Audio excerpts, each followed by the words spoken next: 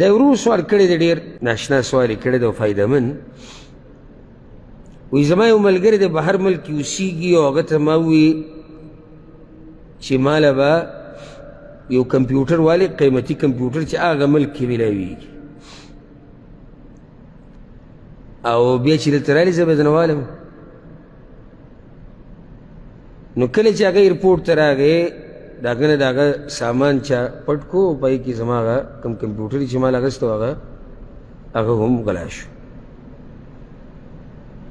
بیا موږ رابطې وکړې او هغه بیګ میلاو شو د سامان هغه بیګ موږ کور ته راوړو خو چې بیګ م کور راوړو هغې کې دنه کمپیوټر نو بس بیګ راوړی او څه لږ ډېر سامان پکې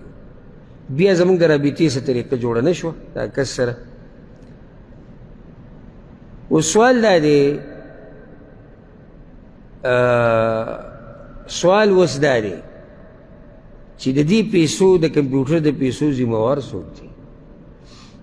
دغه کس دی زما دا ملګری او که نه د باندې څه تاوان نشتي او وایي ما ګورې نیمې پیسې ورکړي دي نیمې ما مخکې لېږلې وي او ما ورته وایي چې ته یې راوړه دا نیمې ته ورکړه او بیا به دله زه دا نیمې دلته درکړم نو اوس به دا څه صورتحال وي او بیا درته دا ووایم دا کم چې داسې په ارام ناست او ډډې لګولي او وي مزید او د مولیانو پې سر دی تا ته حواله شو ته یې حل که ځه کتابونه بسې وګوره مسلې بسې وګوره ځکه علما قرآن او حدیث بیانونکي علما وی حق پرست علما دا د امت دپاره د والد مقام لري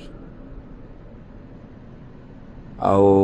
ډېر لوی احسان دی د الله نه بعد د دې علماو په موږ باندې چې موږ ته داسې غټې مسلې راشي موږ پسې ورشو هغې راله په یو څو منټ کې څه کړي هغې راله حل کړي دا څومره لوی احسان راځو دې مسلې له که ته اوس ته معلومه ده ښه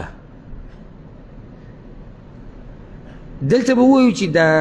کوم ملګری چې د ده بهر نه را روان دی او د کمپیوټر ځان سره راوړي ده وکیل کړی دی څه یې جوړ کړي مسله زه درته مسله یو بیانوم چې تاسو پکې صحیح پوه شئ اوس که زه تاسو دلته دا ووایم چې او پیسې پې شتي یا نشتي حل کولی شم د حدیث الحمدلله په دوو ټکو ته به پوه شوې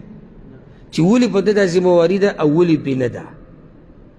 اول راشه دې نقطې له چې ده چې دې ملګري باندې دا کمپیوټر راغوښتو چې مال یې واله او راوړه ده دې ملګری څه کو وکیل کو وکیل یعنې د ده په ځای دی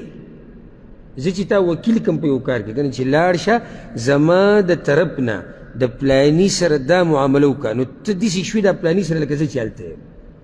پوه شوې بګې ښه دا وکیل چې کومي که نه وکیل دا امانتګري ځکه خو تا وکیل کړی دی وکیل څه امانتګري ځکه ته امانتګر کړی دی او ځکه امام ابن قدامه رحمه الله وی والوکیل امین وکیل چې د امانتګري ځکه خو تا وکیل کړی لا ضمان علیه دې د څه شي زمان د ده به اوبو نشتي الا که چېرته ده زیاتې کړی او کوتاهي تې شوي بیا ده ذمهوار دی اوس راشه دې مسلې ده که چېرته د دغه ملګري نه دا بیګ د هغه د کوتاهۍ د لاسه ورک شوی نو بیا هغه څه دی ذمهوار دی او که چېرته هغه کوتاهي نه یې کړي بیګ یې ښه صحیح په خپل ځای کې ایښودی دی او ښه خیال یې ساتلی دی او بیا د هغه نه دا چا پټ کړی دی نو هغه خو امانتګر دی خو دوکې خو نه کوي امانتګر دی او خیال یې هم ساتلی دی نو بیا په هغه باندې څه نشته ښه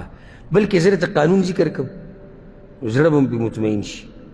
څومره امانتګر خلک چې دي امنا دوی باندې زمان نشته دوی ذمهوار نه دي ښه دا امنا څوک دي هغه څوک چې د الله په اجازت یې مال اخیستی او یا هغه سړی چې مالک ولې اجازت ورکړی زه بېله مثال درکړم لکه یو سړی دی د یتیم وکیل دی دا مال د یتیم د ده سره دی که نه دی نو چا دله اجازت ورکړی د مال د اخیستو الله ورکړی دا سړی اوس امین دی امانتګر دی که چېرته دې مال کې اخوا دېخوا وشو او د مال خیال ساتلی دې ذمهوار نه دی ها دا بیا زه یو مثال درکړو نور مثالونه ډېر دي انسان چې ولې اجازت ورکړي مالک لکه من ښکلی مثال دا وکیل دی زه تاله خپل موبایل درکم چې دا واله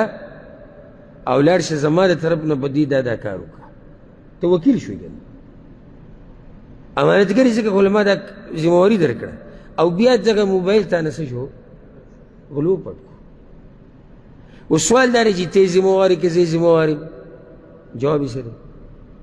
ما خو ورته جواب واضح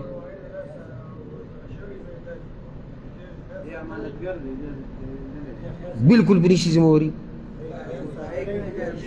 که کوتاهي کړي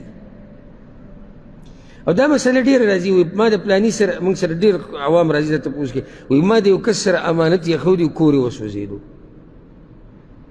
اوس جاښه روانه ده موږ ورته وایي زموږ پیسې راکړه هغه یې نه راکوي څه وایې یې ته چا سره پیسې کېږي او کور یې وسوځي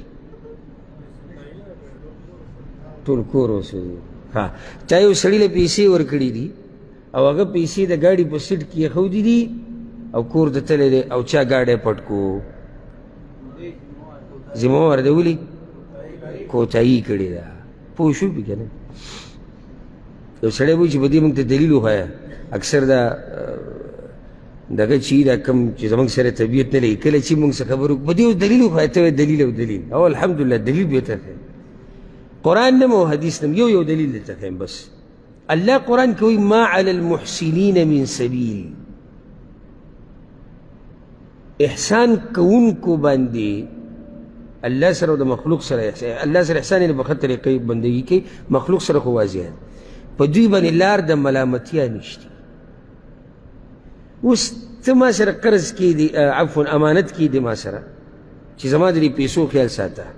په دې کې دا یره شته چې په ما غل راشي ما سره څه وشي زه ستا د پیسو خیال ساتم او ښه مې په المارۍ کې ایښودي دي احسان نه کوم تا سره نو ما بیا څنګه ملامته کوې په داسې کار کې چې هغه زما په لاس کې نشته دا بس ډېر کلک سترګې بیا مو ولاړ هو پیسې راووسو ډېر ډېر لرې خبر زه نور په څه نه پوهېږم او په هغه ورځ نه پوهېدې چې ده د سره ښه کوره ستا پیسې ایښودې نن ته وایې زه په نور څه نه پوهېږم دا یو دلیل وال حدیث کې یو دلیل دی امام بخاري یو روایت راوړی دی کعب بن مالک رضی الله عنه د کعب بن مالک سره ګډې بیزې وي او د سلع علاقه چې کومه وه دغه طرف ته به دا د سرېدو دپاره ویستلی کېدې او دا ګډې بیزې چا ساتلې دا یو د دوی یو وینځه وه هغې ساتلې یعنې دا شپنکۍ دې به دا ګډې بیزې بوی راوستې یو ورځ داسې چلو شو کعب وایي چې دې جنۍ ولیدو د وینځې چې دا یو ګډ پکې مري نو هغه لاړه کاڼې راواغستو تیره او هغه ګډې حلال کو هغه ګډې څه کو حلال کو بیا فیصله دا وشو چې د هغه وخته پورې به نه خوري چې څو پورې موږ د پیغمبر صلی الله علیه وسلم نه تپوس نه یې کړی پیغمبر صلی الله علیه وسلم نه چې کله تپوس وشو نو هغه ورته وایي دا تاسو خوړی شي دا تاسو خوړی شي وایي سړی به ما ته وایي چې مسله سره روانه وه او ته لاړې د کعب بن مالک ګډانو له ګډ پکې وړ شو ویې خوړو څه پوه شوي تاسو پوهېدلي اوس بیا راته که ترجمه را سره د صحیح بخاري پرته وي ګوره دا روایت پکې شته دا دلیل دی تاسو ویښ نه یې یعنې په دې کې ښه ښکلې واضحه خبره هغه دا امام بخاري دا حدیث راوړی دی دپاره دی علماو دا خبره ذکر کړې ده چې امام بخاري دا حدیث دې دپاره راوړی دی چې وکیل باندې زمان نشتی ذمهواري نشتی څنګه کعب رضی الله عنه په خپلو ګډانو باندې او په ګډو بیزو باندې دا وینځه وکیله کړې ده که نه ده ګډې حلال کو که نه حلال کو څه ذمهواري پې شتي ولې پې نشتي نه نه دا خو موږ ته واضح چې مردارېدو ولې پې ذمهواري نشتي ما لږ ساعت مخکې دا وایي چې وکیل امانتګر دی چې ګډې بیزې دې وله ورکړي دي امانت دې وله ورکړی دی ستا په یقین دی دویمه بیا دا نقطه ده چې دا د هغې د لاسه خو نه دی دغه شی خو بلکې فایده پکې دا وشو چې غوښه خو حلاله شوه میلاو خو شوه که نه نو دا پې د حدیث نه څه شو دلیل شو او ضرور دې مسلې له راځو ضرور ته موږ دا وایو چې تا وله نیمې پیسې ورکړې وي د کمپیوټر نیمې پاتې دي که نه دا نورې نیمې وله م ورکړه ځکه چې نیمې هغه خپلې ورکړي دي. دی خو تپوس دا کوي چې زما دا نیمې به ماله راکړې خو که نه د باقي نیمې به ول هم ورکړې. ولې وکیلو دوکهباز خو نه و که نه، خیانتګر خو نه و که نه، د هغه نه دا نیمې پیسې پسې کې لاړې پورې ته ځي. نقصان خو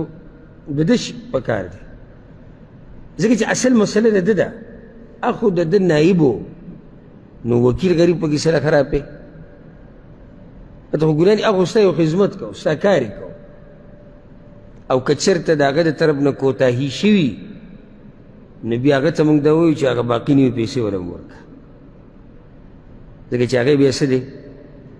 ذمهوار دی. پوه شوي که نه؟ دا یو فیصله ده.